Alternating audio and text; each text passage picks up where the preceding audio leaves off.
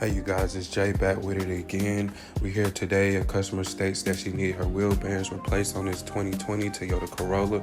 She already had the diagnostic done, so we not doing any further testing. We just getting right to it. All right.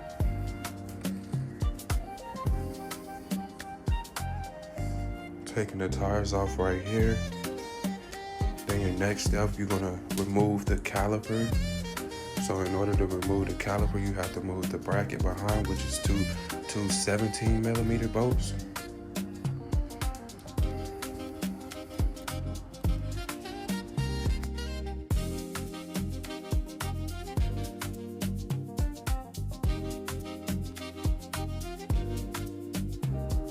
All right, so now we're gonna remove the tie rod bolt, which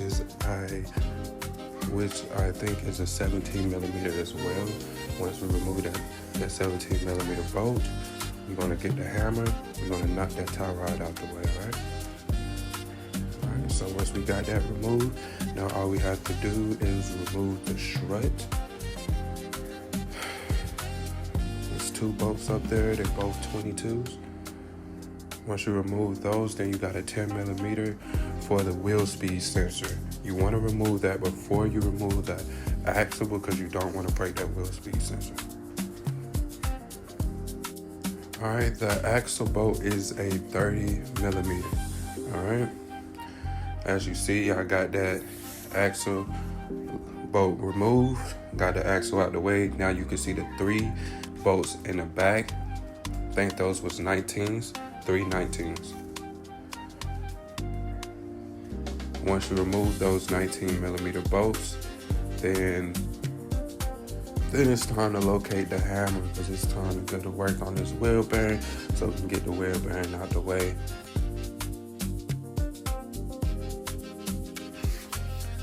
All right, don't start picking on me. Yeah, I started off hitting it off like a little wimp. I ain't gonna cap.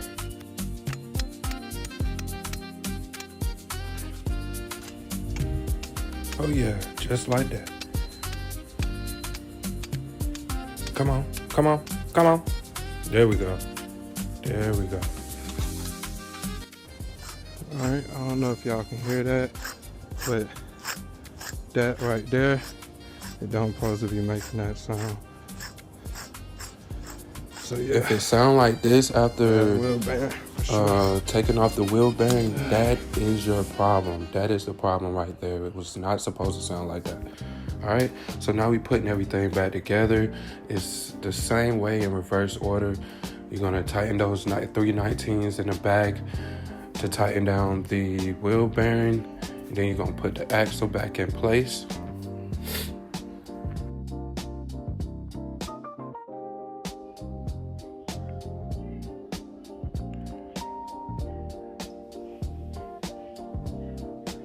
All right, so as you see, I'm putting that axle nut back. Don't ever do what I did and just hand tighten it and move on to the next bolt. Go ahead and fully tighten that axle nut before you move on to the next bolt, all right? So once we got that tackled, then I put the 10mm wheel speed sensor bolt back in, tighten that up, and then now we're putting the 2 strut bolts back in, all right?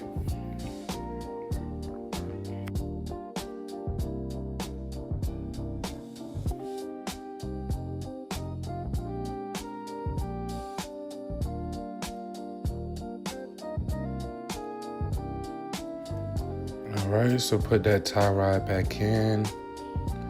All right, and I may have missed that step in the video, but I did tighten that down. It's a 17 as well, and then put that cotter pin back in place. All right, so as you see, the last step now was tightening down the bracket to the caliper, and once you put that caliper and rotor back, tighten that down.